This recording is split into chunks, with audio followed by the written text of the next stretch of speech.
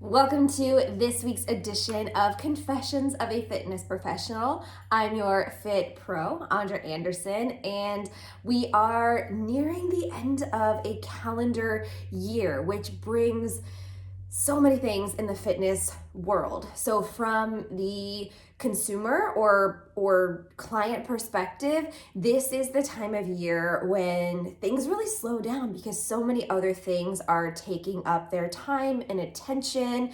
There's holiday and travel, and if they have children, there are all kinds of performances. Every single evening and weekend seems to be just jam-packed with other obligation things to do, and also just the joy of the holiday season. So for a lot of fitness professionals and providers, I find this is probably the time of year where you're not going to have a very full plate. Maybe this is a great time of year to sort of reflect, and that's what I'm doing, and that's why I want to share this week's confession, which is fitness professional truths I have learned over the years. And I am going to share all of these things that I've learned the hard way with you. Maybe you are thinking about starting any kind of business. It could be anything. It doesn't have to be fitness related. Maybe you are curious about what it would take to make the leap to become a fitness professional or start teaching classes. Or maybe you're an enthusiast and you're just here to learn. And I'm happy to have this share time with you. So, okay. Again, end of year, I am doing a lot of reflecting on the year, looking at the programs I hosted, the events, the numbers, the data. I always do a wrapped end of the year. How many classes did we teach? How many locations? How many people? All of those different fun things. And I can't wait to share all of that. That will be a confession coming up very soon. But for this week, the confession. These are things in fitness, as a fitness instructor, as a fitness professional, truths that I've learned the hard way. And here they are. Some of them are good. Don't take this as like a negative thing. There have been so many pleasant things I've learned being a fitness professional. And one of them, if you're listening to this, I'm wearing an Under Armour hat because I'm super stoked to share that I will be teaching a class at Under Armour. And if it goes really well, maybe it will be a monthly occurrence. Maybe it will be a regular series. We will see. I have no idea. I'm sort of taking that leap. The opportunity presented itself and I said, heck yes, here we go. Also, if you hear the millennial sound, right? This is awful. It's not. No, it's not. Strike that. Confession, this is not awful. It's like a dirty soda. Listen, I am not usually a soda drinker, but all of this Secret Lives of Mormon Wives or Secret Lives of whatever it was on Hulu, and they would put coconut creamer in Diet Coke, and I thought, that sounds really good actually. So this is my treat on Sundays. Now I will make a dirty soda, and it is freaking delightful, and it's even better in this really fun Christmas tree cake glass cup with a glass straw. I love it. So good. Don't knock it till you try it. Even if you're not a soda person, which I am not, for whatever reason, this hits different. It hits different. Okay.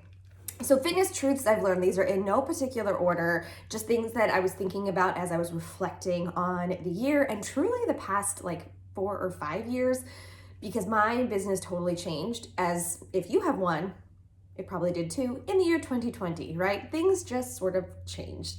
I changed the way that I do business, and it's sort of taking another turn, and we'll see how 2025 will look, but I'm feeling good about where it is right now. So here it is. Are you ready for this? Fitness truth number 1, confession. You don't have to teach year round. I paused for effect there. I got into this idea, and truthfully, because I was working for gyms, there was this idea of if you get the coveted 5 p.m. class, you better hold on to that thing for dear life. And when I worked for a gym, there was this expectation that if you couldn't physically teach quote, your class at 5 p.m. or whatever it was, you, the fitness professional, you, the person they were paying $12, you were required to find a replacement. They did not want to cancel a class. If they had to cancel your class, you probably would lose that time slot. So it was up to you to find a sub. And truthfully, I got my fitness start really by being a sub for other people. But I personally have not used subs in like 8 years for a few reasons. One, the stress of trying to coordinate them, and what happens if the sub doesn't show up or is late, that reflects badly on you. Two, I don't know that this would be the case now, but at the time, 8 or 9 years ago, y'all, my people were awful to subs. They were like, this is not what we signed up for. We signed up for a very specific kind of environment and a very specific experience, and you're not providing that. I did have, for a while in rotation, I had a couple of friends who we all had kind of similar vibes, and that was really fun. We could fill in for each other, and that went totally fine, but for the most part, subs were really, really, really difficult on my students. So I became a martyr and just taught all the time, every Saturday morning at 9 a.m. And I did my best to always be there and to plan all of my stuff around Saturday morning at 9 a.m., which gets really tiring. And even if you love it, I loved it. I loved it. I loved my Saturday morning crew. Y'all were so great. But having to be there all the time, and plan your entire life around it was exhausting and made me want to not do it anymore. And then I did. I dropped it. And then COVID happened. So there we go. Actually, that's what it was. COVID happened. I didn't drop it, but I was thinking about dropping it.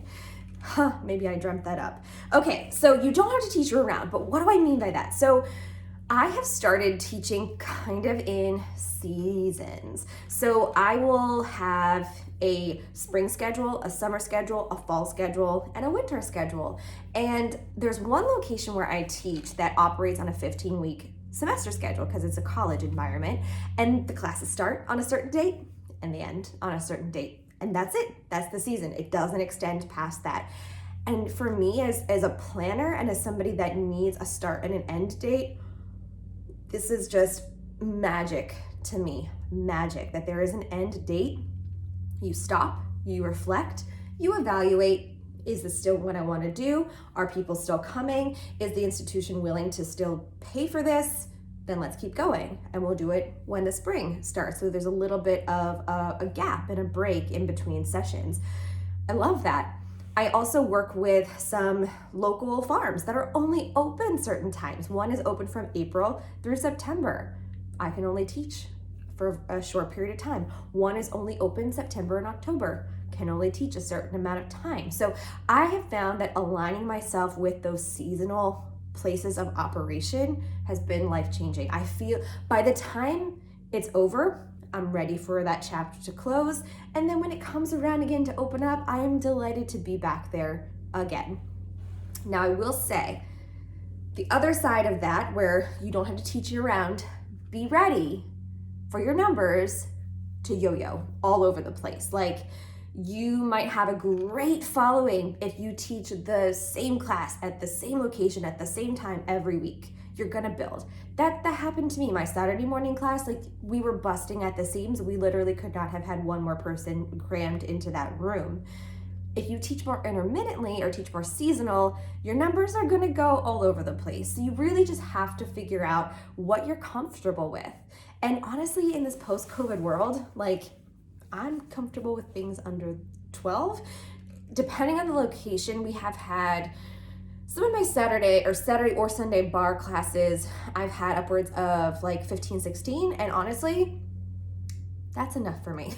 That's more than enough. I want to be able to look in the eyes of every single individual. I want to know your name. I want to be able to greet you by your name. I want to be able to comment your name during the class. And if it's more than that, my brain is like crazy. I mean, when I used to teach Zumba at the college, we would have 50 people in that room. And sometimes it would be like, oh, great class. Somebody would say to me days later, I'm like, oh my gosh, you were there. I like didn't even see you because I couldn't see everybody. So you have to just decide what you're comfortable with. And A successful class is not necessarily one that is busting at the seams with people. And that's sort of what they tell you at the beginning of becoming a fitness professional. And I'm here to tell you otherwise. You can decide what number of participants makes your class successful. Love that. Oh my gosh, and that's just the first one. Okay, this next one. Put your prices up front. It alleviates anxiety. Let people know what it costs, and if they don't want it, they don't have to take it. So this is especially true. I do a lot of corporate classes where I will charge X amount for that half hour or 45 minutes or hour. Also, start doing 45-minute classes for corporate. Life-changing. You're still probably working the hour and you can still charge the hour, but the actual class time is 45 minutes and that's more than enough. I digress. Let people know what your prices are. Don't hide it. Post it, advertise it, put it out there. The right people will find you. And ever since I've been more upfront about sharing and disclosing my prices, I haven't had people get mad at me. Like, why don't you offer free things? That used to happen to me all the time, where people, especially keyboard warriors on Facebook, I would post something in a group like, hey, I'm doing this thing. And people would be like, why can't you do this for free? We really need this. Our community doesn't have money and we need this. And you're like, I feel so bad. I want to provide, but like also you need to pay your bills too. So when you put your prices up front, the right people will find you. And honestly, I upped my prices and there was one location that just didn't want to do it anymore. And I was happy to say goodbye. Like, okay, if you can't provide me what I need, then we need to cut ties. And they found somebody else and I don't think it worked out. And that's the tea. I gotta put this down. Okay. So put your prices up front. Next fitness truth. Workshops and taking classes are key to fitness professional development. Please don't stop learning. Your certifications, like my American Council on Exercise, I'm pointing to my certificate, requires continuing education credits to keep up your certification. So I am required to do some kind of learning or training and growing. But you shouldn't just do it because you're being told to do it. You should do it because you want to do it. Go take a class that you've never tried before. And it's sort of fun to just have your brain turn into client mode versus instructor mode. It's hard at first to sort of like, look at their form. Nope. You're here for you. You're not here for them.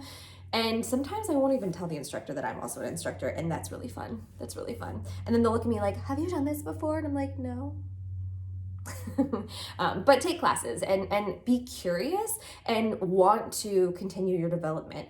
Also, if you've been teaching for a long time, like I have, things change and you want to try to keep up with the times. There's always going to be some new flashy style of fitness that like everybody's into, RIP Peloton. So getting to know what those things are and just being aware of them and trying them out in your own physical and present body makes a difference and helps you keep up with what's going on. Okay, so speaking of prices, people don't pay for the class. They pay for the experience, and more often they pay for the results.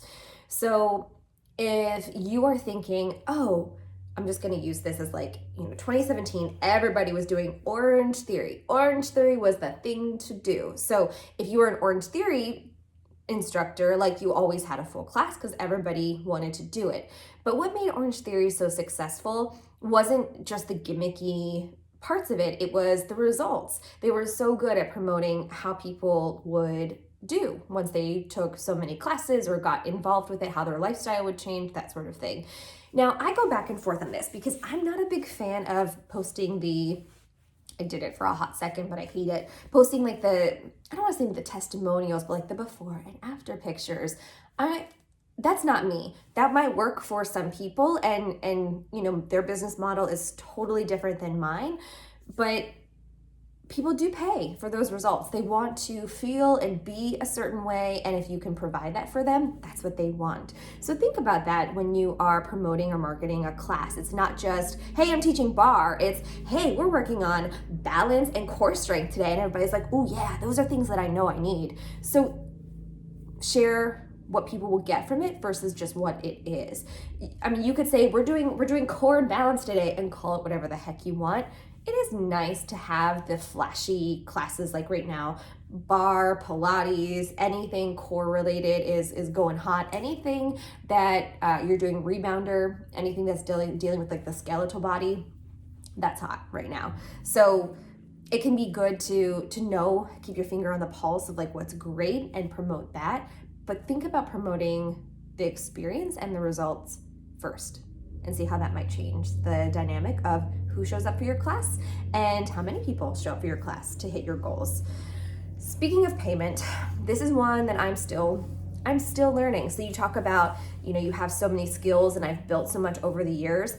I'm still learning this one. Figure out how to make people pay for class before class happens. I still have outstanding payments on so many people, and it frustrates me, and it's my fault, not theirs. I need to have a more clear system of collecting payment for classes before the class actually happens. And I've gotten better, but I have found so many people have an aversion to using PayPal, which is what one of the sites that I'm using collects through PayPal. I could start using Stripe, but I don't know, I need to figure that piece out. So if you're a fitness professional and you have like a great collecting payment that doesn't cost $1 million to use, let me know, because I'm all about keeping those overhead costs really low so that I can continue enjoying the classes that I teach and not charge an arm and a leg for them. I realize that at some point my prices will have to go up, and I've been doing a pretty good job with that, but I want to keep those overhead costs as low as possible so I can continue to do what I'm doing. But figure out how to let people pay for class before it happens, and figure out your cancellation policy. So if people take a spot in class, they pay in advance, and they don't show up, I don't do refunds. And I know that can seem really harsh, but you've taken up a spot. I prepared a class based on who had registered. You didn't come, that's on you. If you pay and I have to cancel the class, I will refund you, or I will offer you something in addition, like, hey, don't pay for the next class, or hey, here's a free video series, something comparable like that. But if you are the one that cancels, I don't give that money back, because it costs me money to give you money back through all of the various ways. I do have some individuals that people pay all different ways, and I need to be better about tracking who comes to what and sending invoices at the end of the month or something like that. I gotta figure something out that's better where I can keep track of who's at what class. I just haven't fit my brain around that. So that's something I'm still working on, but figure out how the heck you're gonna do that before you get started. Otherwise, you're gonna have a lot of people owing you money and they'll just forget. And I'm 100% certain that there are people that are no longer in my fitness world that haven't paid, and they never will, because I just don't know what that is. So there's that, figure that out. Another truth I've learned: have multiple streams of incomes and locations and classes. So what do I mean by that? Don't put all your eggs in one basket.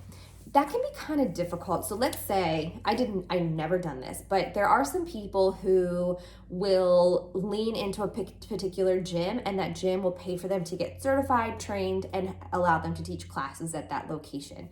In that instance, you're kind of stuck. You have to teach there. You have to be loyal to that place. But if you're like me and you are on your own, you pay for all of your own trainings and certifications, you get to pick where you teach. Diversify that portfolio, teach at different places, go to different places. Don't worry about competition. I teach a bar class in a location where there is a really thriving bar studio. And you know what? It doesn't matter, because it's different. I don't have a brick and mortar studio. I don't have the classic training. I do fun events, and it's different. So don't worry about it being a flooded thing. Don't worry about it being too full or too many people. You have something different to offer. You do, unless you're going to that class and copying them. We need to talk. You're not really a fitness professional. You are a copycat. That's another story. But the more places you have, the more contacts, the more networks, you will have different clients, and then you're not relying on the same group of clients. So I have a group of clients that have been with me since almost the beginning, and I don't I want to teach classes in other places and have other people. And it's fun to have different groups of clients in different places. You build your network, you're opening yourself up to different and more opportunities. So I really think in the long run, it does better for you, especially if, let's say, COVID was a huge thing, but I lost every single place that I taught pre-COVID. I don't teach at any of those places anymore. And had I leaned only into those things, I would have had to start from zero. So it's really helpful to look out for yourself. Find opportunities that are adjacent to the style of fitness that you teach. And by that, I mean, can you offer a workshop? I teach yoga and I'm really great at yoga balances and core related yoga movements. I've taught workshops on those things. See if that's something that you can do that will keep the clients that you have, give them something to kind of advance to, or maybe bring new people into the mix. Or can you do some sort of like a wellness retreat or a wellness workshop? Or can you offer safely? Can you offer something kind of related to what you do? And if you need to find additional certification, go get it. Go do the things that you need to do to keep offering up. You want to keep your clients with you and you want to keep growing and evolving with them. So that's one of the reasons why I've gotten so many different styles and certifications for teaching, because I wanted to keep my people happy. I wanted to provide them lots of different options. I wanted to, build their cardio and then their muscular endurance and then their overall strength. I wanted to find all of those different things to keep them happy and also to keep my brain moving and keep it from rusting. And is that all the things? I have this list in front of me. It is. I got through all of them. There are probably so many more, but those are the ones when I sat down to really reflect on truths that I've learned in fitness over time. Those are the things that are always at the forefront of my mind. And if you are a fitness professional, please comment, add below what else you are seeing, what else you have learned. Teach all of us, because if we make each other better, we're just going to continue to enhance the lives of each other's clients. So there's that. That is this week's confession. And thank you for joining me. And I look forward to our Wrapped for the year coming up and more confessions to come. Bye.